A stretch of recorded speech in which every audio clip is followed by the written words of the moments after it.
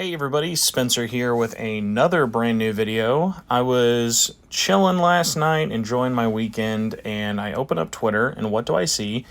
People are playing Hyrule Warriors Age of Imprisonment, to which I freak out and wondering, oh my gosh, did Nintendo finally put a demo up on the eShop? Of course they didn't. There is a demo, specifically it's the demo they've been showing off at trade shows like TGS recently. It's a very short demo of a mission in the game, and the demo, at least for America, is only available on Switch 2 kiosk. So what does this mean? This means any Switch 2, whether it be handheld or hooked up to a TV. For me, there's some near Walmarts, Targets, some GameStops, but that's really the main place you're going to find these. So I wanted to go check out the demo, try it for myself, see how far I could get into it, and report back, because if you guys do not know, I'm a huge Hyrule Warriors fan. Warriors fan in general. Love Dynasty Warriors, Samurai Warriors, all of the Omega Force games. But I am also a huge fan of the Legend of Zelda franchise and have been dying for a real, honest-to-goodness Switch 2 exclusive, and this one has definitely been my most anticipated game of the year. Really quick, the demo is available at the station. It is hard-locked to 10 minutes, and this is mostly just because they don't want you to either be on it for too long, hog the station, or obviously if you're at trade shows, they want to move people through. You get a good idea of the game after 10 minutes, but I was there at like 8 a.m. on a Sunday to play this in the middle of the Walmart's electronics section like a big nerd. So there was no line behind me. I was just wanting to get as far as I possibly could, but for my first playthrough, I wanted to experience all the cutscenes. And as you can see, there's actually a steady amount. There's at least like over a minute worth of cutscenes in this demo alone, which is 10% of your playtime. So thankfully you can skip the cutscenes, and it is mostly action in this. It's a little bit of a slower start. I will say, first impressions of the game, it looks amazing. So for transparency's sake, I have not played Tears of the Kingdom on Switch 2. I've seen it, but I have not played it myself. So this is my first time experiencing this world, specifically the depths, in 4K, 60 FPS, and it was smooth. I played it in portable as well as on the TV. Handheld looked absolutely fine. The TV, though, this game shines. So for the cutscenes, they are locked to what looks to be about 30 FPS, and the gameplay is 60, and it might just be because they're trying to make it more cinematic, or they're doing things that are a little bit more crazy, or just because they're pre-rendered. Who knows? But the gameplay, every time when you have hands on the controller, it is a smooth locked 60. Portable or docked mode was really, really nice to see. And the demo is pretty slow action-wise for the first, I would even say 2/3 of it. Like I said, you're exploring through the depths, so you get to play as Princess Zelda, Rauru, and his sister. And what's really cool is they all play very differently. So Zelda plays very, very differently than she did in Age of Calamity. She still has, I would say, almost sort of feels like a short sword feel, but with a heavy focus on long range. She still has her bow, and is just, in general, plays a lot faster than she did in the original. Along with everyone's general playstyle, everyone plays very different from each other. I was surprised at how many different special moves there are. So you're able to select, in the demo at least, there are 2 different moves that you can do. They're on a cooldown basis. And then you can also use Zonai items, which still have your battery. And I think it was a nice way of implementing the battery system into a Hyrule Warriors game, because it still felt like you were in the world the same way the tools worked in Age of Calamity. So it's really nice to see in Age of Imprisonment to still sort of have that flexibility of using tools, even though you're not stopping time and creating stuff. I was really impressed with, you can use Zonai tools as much or as little as you want. There's no kind of, okay, well, you have to use this or you have to use that. And there may be examples of like needing specific tools like bombs to break open doors. But it was really nice because if you want to just play this as a normal Hyrule Warriors game and you do not want to worry about Zonai tools, you do not have to worry about that. But what's cool is she obviously is the big inventor and uses a lot of the Zonai tools.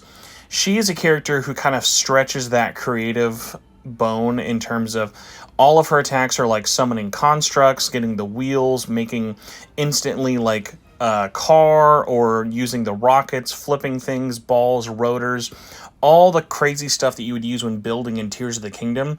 That's her specialty, and her moveset is just absolutely insane. Rauru is a little bit more like your run-of-the-mill Warriors character. Like, his whole thing is he uses a lot of light abilities, and I would say out of the three characters, he was probably the most boring to play as. But what was cool is you could swap between the three of them at almost any point in the demo. And there were so many different versions of team-ups or special attacks. And what's cool about it is I didn't even ever use a single character's ultimate attack. So there's a bar, if you've ever played either Hyrule Warriors or a Dynasty Warriors game, there's usually either like an orange or yellow bar that is your character's special all-out attack. Well, in this game, I got to use pretty much every move but that. I never was able to get it full all the way, and that was across about 40 minutes of playing.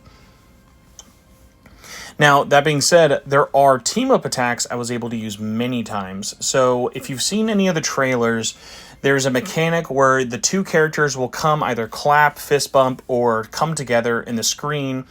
And team-up attacks are nothing new for Hyrule Warriors or any of the Warriors games. So what's really nice about the team-up attacks is they're all extremely personalized to each pairing of the characters.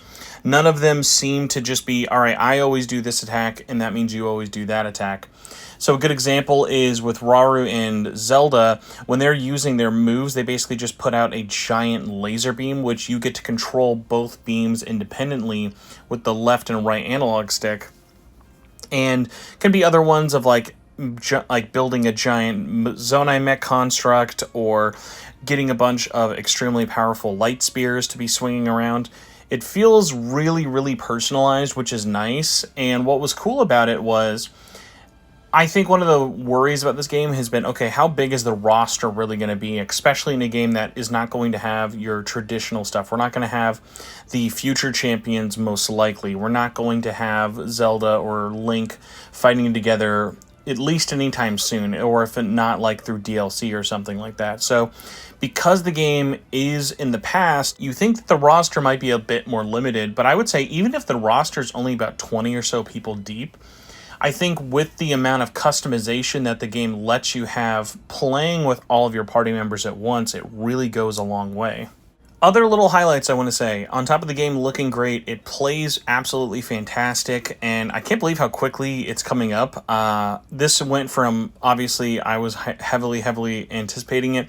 The only thing outside of the 10-minute timer that I was like, oh, I wish I could have done with the demo, is I really wish that it had split screen. But because it's clearly showing you a level from the single player, I'm not sure how it's going to handle split screen. It'll be interesting because there are cinematic moments of you're walking, you're not running, you're inspecting things, you're looking at things, you're talking to characters. It's much more cinematic than even Age of Calamity was.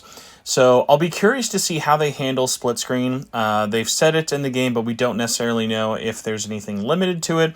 But hopefully the full campaign is still split screen. Other things I wanted to say is the demo itself. Like I said, it's very cinematic in the beginning. You don't fight a ton of interesting enemies at the beginning. You're mostly fighting a bunch of like frogs and spirits and constructs. But what's cool about it is if you actually get to the end of the demo, and I wasn't able to reach the end screen of the demo because of the 10-minute timer, but I made it as far as I could using that 10 minutes as possible.